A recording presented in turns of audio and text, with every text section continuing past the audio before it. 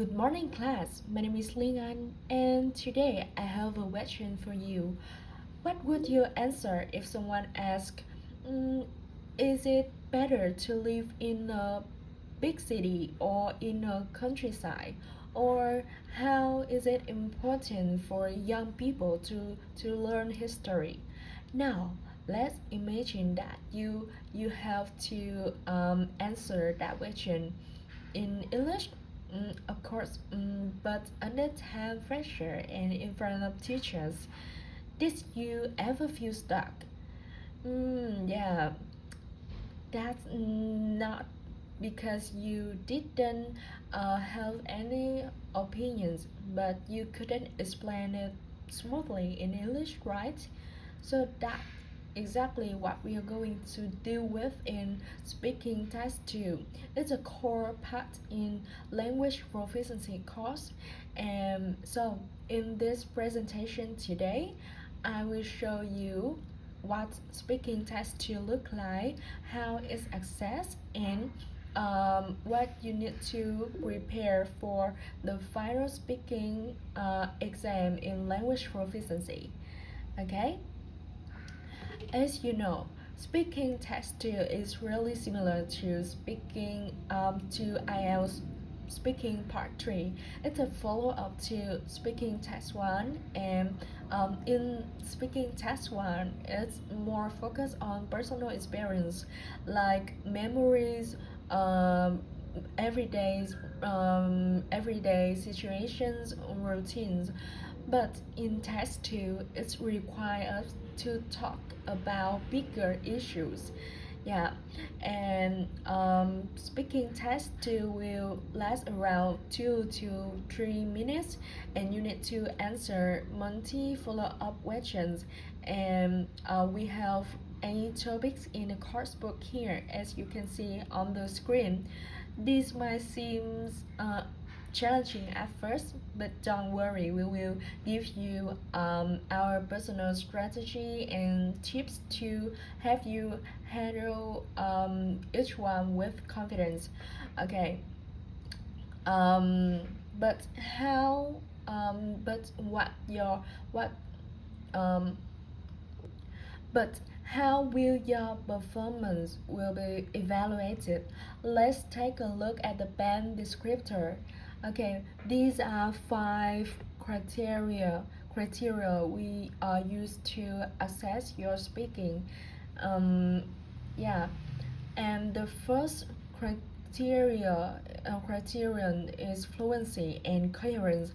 That means you should speak smoothly without long pauses or fillers, and you also connect your ideas logically. So um, I will give you some of my personal tips to improve fluency and coherence. You can use linking words and discard markers. Then let you add information, show contrast, give example, explain cause and effects, or drafting up nicely. And my second personal tips for this skill is keep a calm and steady pace. As you know, speaking too fast may confuse the listener, or speaking too slow may sound unnatural. So find a rhythm that feels unnatural and steady. And the second criterion is organization of ideas and contents. So this is my personal tips for to improve this skill. You should use this transition phrases when you speaking to make your speak smoother. Yeah, and you can take a photo if you want, because this part isn't included in our handout. Yeah, and the next tips for this part is you can use some structure, as you can see on the screen, and this structure will be talked in details in our next part. So listen carefully, okay? And the third criterion is vocabulary, also lexical resource, and highly recommend we give you is that prepare some advanced vocabulary and idioms for each topic and practice them regularly. So, for example, on the health topic, we can use some vocabulary and idioms to get a higher score in speaking. Yeah. So you can also take a photo too. And the next criterion is grammatical resource and accuracy. That means you should use a variety of grammar structure. It's okay to make a small mistakes, but avoid errors. Try to avoid errors that affect your meaning and clarity. And the last one, pronunciation. That means you don't need to sound like a native speaker, but pay attention to speak clear and easy to understand. You also focus on the word stress, sentences stress and intonations. Your voice goes up and down in the right place of the sentences, and especially in the question or in when you want to emphasizing words. Yeah. And let's apply what we've learned in the next part. We will show you two videos of the two real candidates answer the same question in IELTS part 3. So your task is guess the CEFR level of two candidates. One of them will around B1 to B2 and the other is at C1 to C2 level. So as you watch, please pay attention on 5 criteria we've just mentioned above. Okay. Okay, let's start with the first candidate. Answer the first question.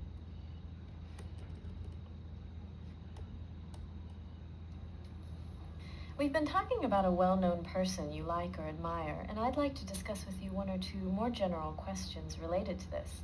Let's consider first of all famous people in your country. So in Malaysia, what kind of people become famous? In Malaysia, definitely the politicians, and also some actors and actresses are very famous among Malaysians. Okay, and this is the response of the second candidate with the same question. What?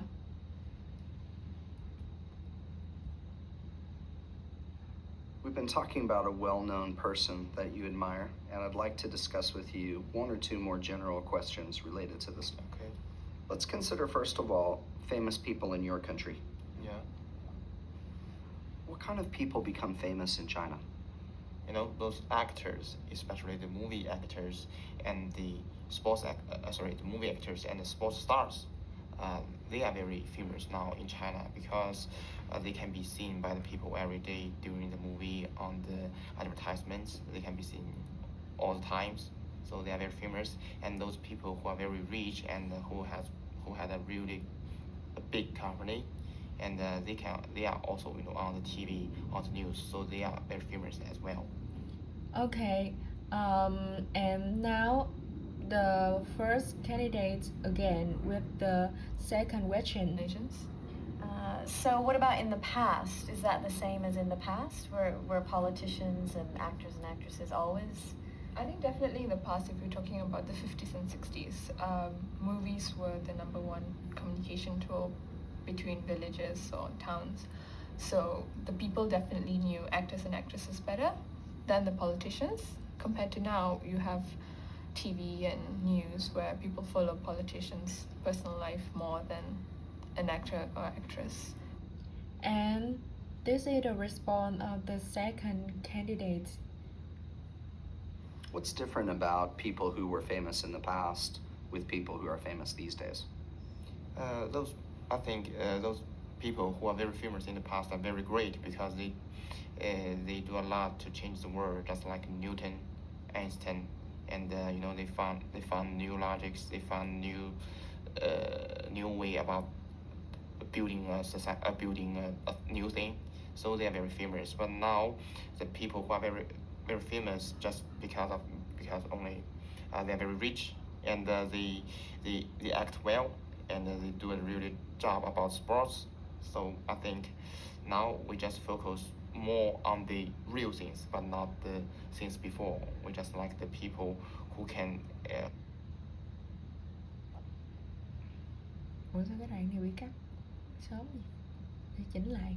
Okay, and now we've just watched two respond of the two candidates, and now please guess the band. I will guess the band. I will give you 30 seconds to think about the band, and then please give me your answer. Okay? Okay, let's start. Xong sẽ tạo một cái đồng hồ đây 30 giây 15 giây thôi. Ok, bắt đầu. Ding ding ding ding ding ding ding ding ding ding ding ding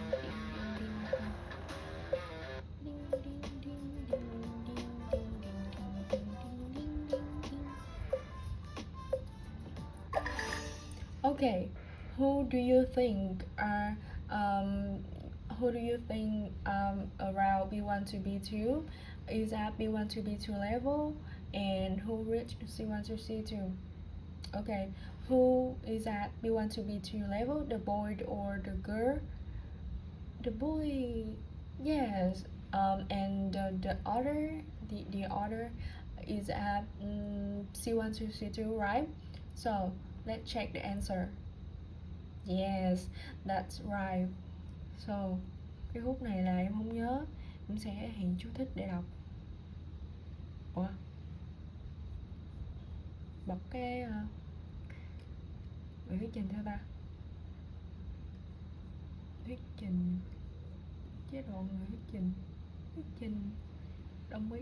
Okay, so based on these five criteria, it's quite clear that the first candidate's performance is at C1 to C2 level. She's fluent, well organized, and use a wide range of vocabulary and grammar, and her pronunciation is easy to follow. On the other hand, the author shows the characteristic of a B1 to B2 speaker, and he struggle more with fluency and organization, use similar vocabulary and grammar, and his pronunciation sometimes can be unclear. Now that we've known the criteria to evaluate when a performance is strong and when it's weak, let's move on to the next important part: the types of question you might face in speaking skill 2 that presented by Ngọc Thảo.